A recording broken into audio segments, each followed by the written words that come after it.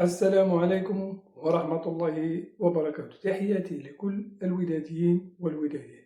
كما شاهدنا جميعا مقابلة نهائي كأس الأحرار جمعت بين فريق الوداد الرياضي والسد القطري. كما كنعرفوا فالسد القطري فريق كبير، يعني ما كيتقارنش مع الفرق الوطنية ماديا، عندهم موارد مالية يعني خيالية، وكيضم مجموعة من النجوم العالمية اللي برزوا في كرة القدم العالمية، مجموعة فيرمينيو يعني العديد من اللاعبين، وكذلك مدرب كبير، مدرب في المستوى. يعني هو فريق باش نقيسوا الجاهزية ديال فريقنا الوداد الرياضي، يعني فريق اللي يعني في المستوى، والمقابلة كانت جيدة لا بأس بها على العموم، والطرفين يعني داروا مقابلة جميلة، والوداد يعني اللي كيهب من الجميع فكان في المستوى. فريق الوداد الرياضي في هذه المقابلة يعني أبان على أنه فريق قوي وجيد، يعني غادي ننافسوا في البطولة الوطنية إن شاء الله. كاين مجموعة من المسائل الإيجابية، وكذلك مجموعة من المسائل السلبية. على العموم الأماكن الخلية يعني باقي رأس حربة ما عندناش رأس حربة قوي اللي في مستوى فريق الوداد الرياضي. الهنوري مازال ما وصلش للجاهزية ديالو 100%. أنا كنظن غيكون في المستوى، ولكن خاصو مازال العديد من المقابلات، وإن شاء الله يكون يعني بديل. أنا ما كنقولش بأن الهنوري خصو يكون أساسي، فخاصنا رأس حربة، أو يعني إلا اقتنع بن هاشم بوأوبينغ، يعني كنظن خصنا نشوفو يعني نشتغلو معاه أمام المرمى.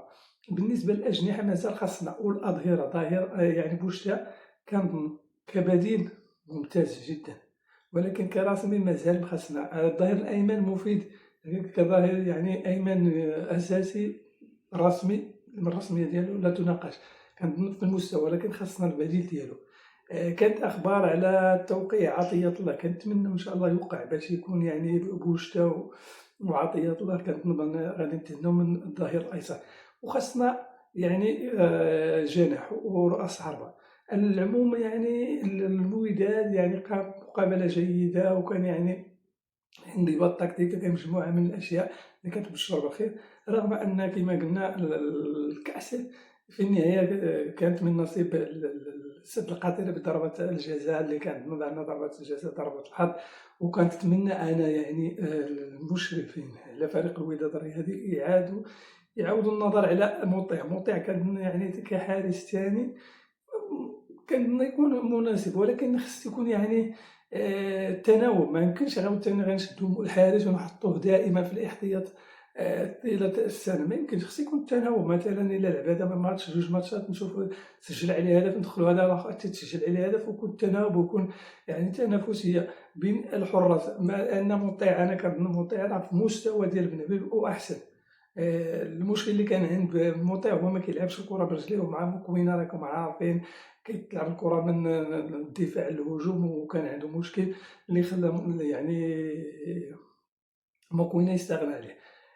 على العموم يعني الفريق الوداد في المستوى، كنظن أن وسط الميدان والدفاع اللي كانوا عندنا فيه مشاكل السنة الماضية، هذا العام ما أظنش غيكونوا مشاكل. أبو الفتح حتى هو أبان على يعني مستوى جيد.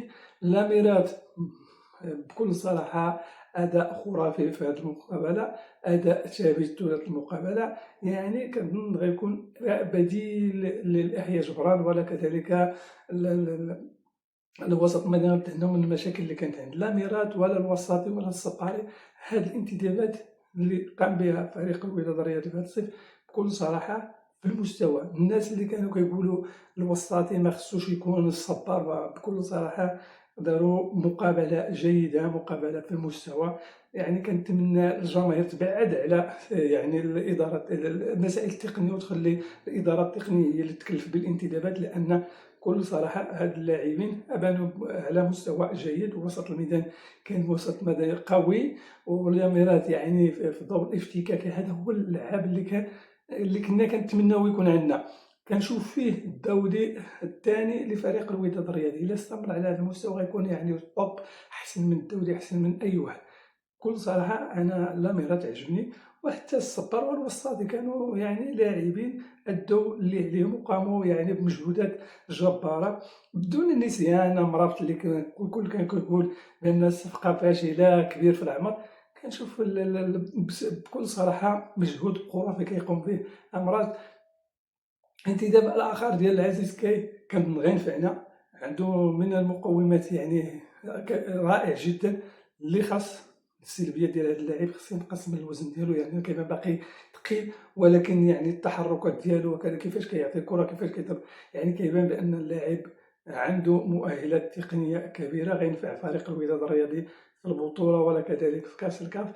إن شاء الله يعني كنتمناو التوفيق على العموم في هذه المقابلة. أنا شخصيا خرجت بقناعة بأن فريق الوداد الرياضي فريق قوي، عندنا فريق يعني بكل صراحة اللي غادي ننافسو به في البطولة بكل ارتياح، وكذلك كأس الكاف مع شريطة كما قال الرئيس في الخرجة ديالو الأخيرة: نعزّو الفريق 3 الانتدابات اللي كيشوفها بن هاشم باقي خاصها الفريق، وندعمو بن هاشم والإدارة التقنية.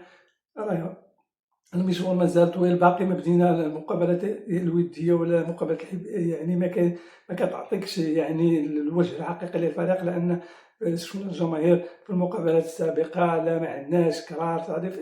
هادو مقابلات ودية، فالمدرب كيجرب التكتيك، كيجرب اللاعبين، كيجرب بزاف ديال الحوايج، ما كيشوفش يعني النتيجة أكثر ما هو كيشوف خص يشوف هذاك اللاعب في هذاك البوست ويجرب هذا ويجرب هذا باش يخرج بقناعات. حنا اللي علينا كجماهير كنقولها دائما خصنا ندعموا هاد الناس حتى نهاية الموسم.